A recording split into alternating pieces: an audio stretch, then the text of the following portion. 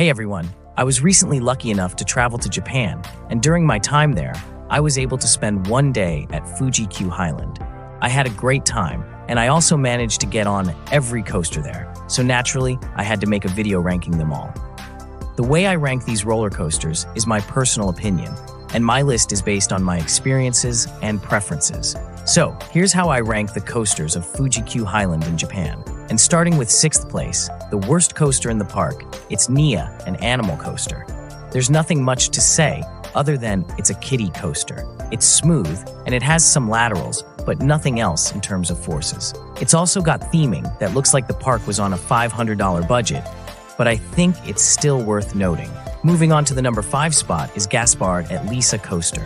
This ride is very fun and smooth. It's a great family coaster with nice views of Eikana and some other attractions. I only rode it once, but my younger brother went on to marathoning it, so the coaster definitely hits its target audience well. Overall, the coaster was pretty mild, and aside from having horrible capacity and hard brakes, it's fun. Okay, now we've made it to the big 4 coasters that Fuji Q is known for, and in my opinion, the worst of these 4 is Takabisha. The layout has so much potential, but holy cow is Takabisha rough as poop. I'm sure I just got bad rides, but both times I rode my brain was so violently shaken around that I ended up getting a headache. And this is coming from someone who has a high tolerance for rough coasters, but Takabisha is just too much. It doesn't help that the ride is extremely intense to enhance the headache either. But complaining aside, Takabisha is still a good coaster. Like I said before, the layout is insane and the launch especially is wild. I think the drop is gimmicky. However, the launch makes up for it, and the inversions have crazy intensity. The ride is advertised to pull 4.4 Gs, which is up there as one of the most intense coasters in the world.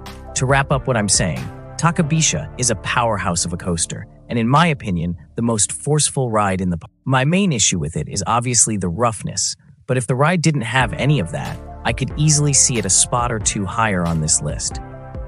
My 3rd favorite coaster at Fuji Q Highland is Zokan, the Intamin straddle coaster.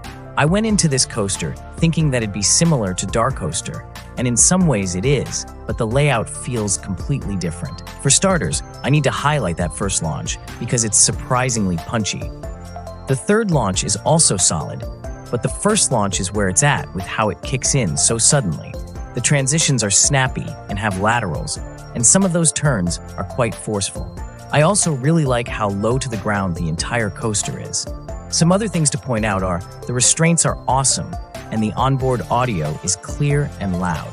Though, the J-pop song doesn't make a ton of sense with the rest of the theming. Speaking of theming, I think the park was going for something sci-fi or futuristic, which is done well. Zokan is smooth and enjoyable, and a great stepping stone coaster for those who want to work their way up to bigger rides. Now, in spot number 2, I have Fujiyama, and I have to say this was a big surprise for me. I honestly wasn't too excited about this coaster because it just seemed like a forceless hypercoaster, but after riding, I've changed my opinion on it. The sense of speed on Fujiyama is phenomenal, and most airtime hills gave solid floater. The turns are extremely jolty, but in my opinion, they were never that uncomfortable. I could see how someone would dislike them, but I thought they just added to the coaster, making it more out of control. It's definitely overhyped by the park and locals, but nonetheless, it's still a fun and iconic coaster of Fuji Q. And in my opinion, the best roller coaster located at Fuji Q Highland is Eikana. This ride is freaking crazy. Even with riding 3 times, I still could not explain how each moment of the coaster felt.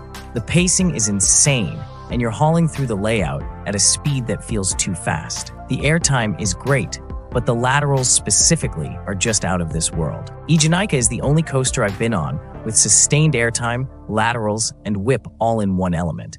It's a pretty smooth coaster, and I didn't hit my legs on the seat like I thought I would. Overall, Eikana is just wild, and it makes almost every other coaster I've been on feel underwhelming. There's not much else I can say except Eikana kicks butt. So that's how I rank the coasters of Fuji Q Highland in Japan. If you agree or disagree with any of my opinions, then I'd like to hear about them in the comments. I haven't made one yet, but expect a review for Eikana in the near future. If you like this video, then please consider subscribing for more theme park content. Thanks for watching to the end, and have a good day.